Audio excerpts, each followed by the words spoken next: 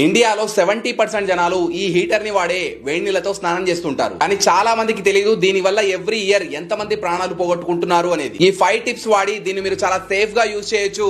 Last వరకు చూసి తప్పకుండా షేర్ చేయండి. నంబర్ 1, లాస్ట్ ఇయర్ యూజ్ చేసిన హీటర్ ని తిరిగి వాడాలి అనుకుంటే ఒకసారి ఎలక్ట్రీషియన్ దగ్గర చెక్ చేయించండి, ఎక్కడైనా వైర్ డ్యామేజ్ అయిందా ఆర్ కట్ అయిందా అనేది. నంబర్ 2, మెటల్ బకెట్ లో హీటర్ ని అస్సలు వాడకూడదు, షార్ట్ సర్క్యూట్ అయ్యే ఛాన్సెస్ చాలా ఎక్కువ. నంబర్ 3, హీటర్ యూజ్ చేసేటప్పుడు బకెట్ లో వాటర్ లెవెల్ తక్కువ ఉండొద్దు, ఎక్కువ ఉండొద్దు, మెన్షన్ లెవెల్ వరకు ఉండాలి. 4th 1, హీటర్ ప్లగ్ సాకెట్ లో పెట్టి ఉన్నప్పుడు బకెట్ లో చేయి పెట్టరాదు.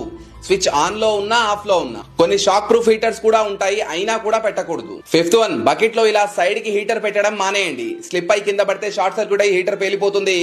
ఒక కర్ర సహాయంతో ఇలా మిడిల్ లో ప్లేస్ చేయండి. ఇంకోటి చాలా చాలా ఇంపార్టెంట్, మీ ఇంట్లో చిన్న పిల్లలు ఉన్నా లేదా పెట్స్ ఉన్నా వాళ్ళని ఈ హీటర్ కి దూరంగా పెట్టండి. చలికాలంలో హీటర్ లేని ఇల్లంటూ ఉండదు. సో అజాగ్రత్తగా ఉండి ఎవ్వరి ప్రాణాలు పోకుండా ఉండాలంటే ఈ వీడియోని అందరికీ తప్పకుండా షేర్ చేయండి. Download ShareChat.